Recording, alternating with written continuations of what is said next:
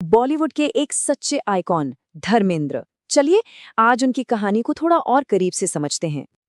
नेकी से बड़ा कोई ग्रंथ नहीं, धर्मेंद्र का ये कहना ये सिर्फ एक डायलॉग नहीं है, ये एक फलसफा है। और यही वो सिंपल सी सोच थी जो सिनेमा के सबसे बड़े सितारों में से एक के लिए हमेशा गाइडिंग प्रिंसिपल बनी रही। तो सवाल यही उठता है कि बॉलीवुड के सबसे टफ हीमैन ने 6 दशकों तक चलने वाली अपनी इतनी बड़ी लेगेसी सिर्फ अच्छाई के दम पर कैसे बना ली। उनकी ये जो जबरदस्त अपील है ना, उसे समझने के लिए हमें सिल्वर स्क्रीन से थोड़ा परे देखना होगा और उस लेजेंड के पीछे के इंसान को जानना होगा।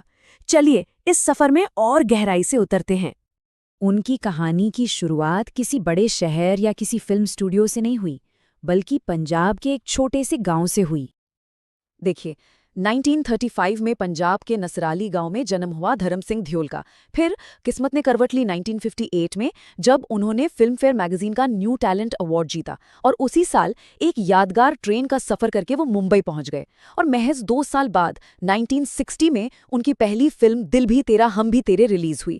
तो सोचिए, गांव से मुंबई तक का ये जो रास्ता था, ये विनम्रता और एक जबरदस्त जिद, मतलब दृढ़ संकल्प से भरा हुआ था।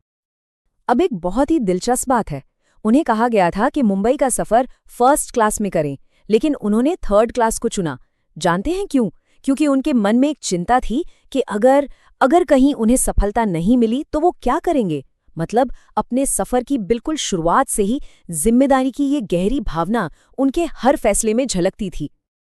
और ज्यादा वक्त नहीं लगा, पर्दे पर उनकी मौजूदगी ने, उनकी पर्सनैलिटी ने इंडियन सिनेमा के लिए एक बिल्कुल नए तरह के हीरो को जन्म दे दिया। तो ये ही मैन था कौन? ये था 1960-70 के दशक का वो एक्शन हीरो जिसकी फिजिक मजबूत थी, ताकत जबरदस्त थी, पर दिल एकदम सोने का। एक ऐसा किरदार जिसे धर्मेंद्र ने हमेशा के लिए अमर कर दिया। और इसका सबसे बड़ा मोड़ आया 1966 में। फिल्म थी फूल और पत्थर। ये फिल्म पूरे 50 हफ्ते चली थी और इसी ने बॉलीवुड के पहले ही मैन को जन्म दिया। अब फूल और पत्थर का वो एक सीन तो सबको याद होगा।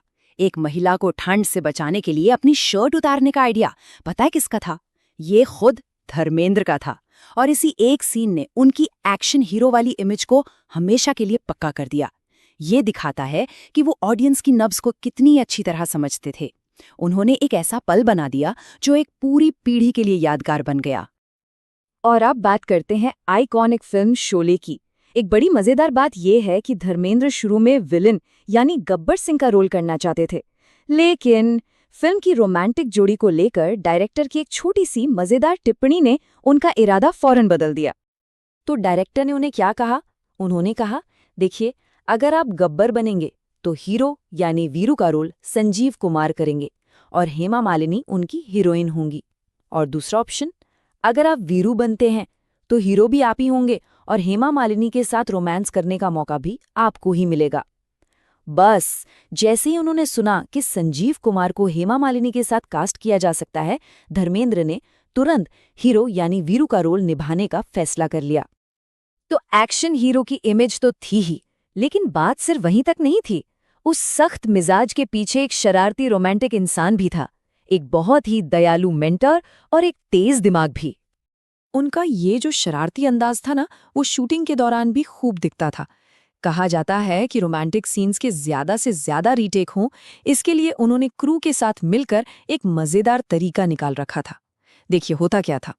रोमांटिक सीन के दौरान धर्मेंद्र धीरे से अपने कान को छूते थे। ये एक इशारा था। ये इशारा मिलते ही एक लाइट बॉय, जिसे पहले से पैसे दिए होते थे, गलती से कोई रिफ्लेक्टर गिरा देता या ट्रॉली हिला देता।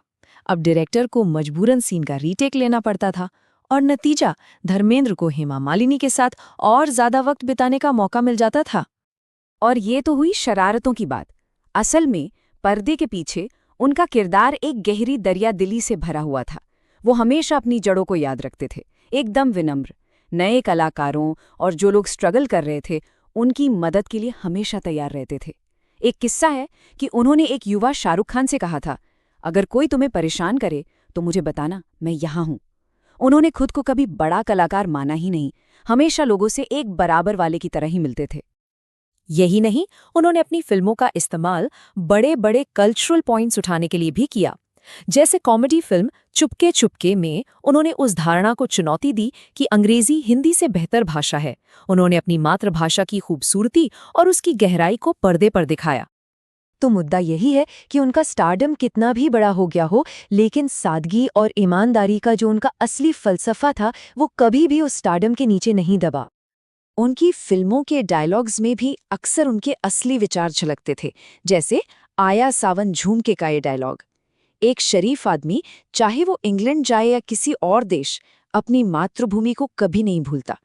ये दिखाता है कि वो अपनी जड़ों से कितना गहरा जुड़ाव महसूस करते थे। धर्मेंद्र अक्सर कहा करते थे कि उन्हें एयर कंडीशन्ड कमरों में घुटन महसूस होती है, और उनका गांव उनकी आत्मा में इस तरह बसा है जो उनसे कभी अलग हो ही नहीं सकता। मतलब मुंबई की ग्लैमरस दुनिया में दशकों बिताने के बाद भी उनका दिल हमेशा पंजाब में अपने गांव की मिट्टी से मजबूती से जुड़ा रहा। और यही असली वजह है कि उनकी विरासत सिर्फ बीते हुए कल की बात नहीं है, बल्कि आज भी उतनी ही जिंदा और मजबूत है। 300 से ज्यादा फिल्में, 60 साल से भी लंबा करियर, ये सिर्फ नंबर नहीं है, ये एक पूरी कहानी है। और वो आज भी पूरी मजबूती से डटे हुए हैं। हाल की फिल्म रॉकी और रानी की प्रेम कहानी में उनके काम को सबने सराहा।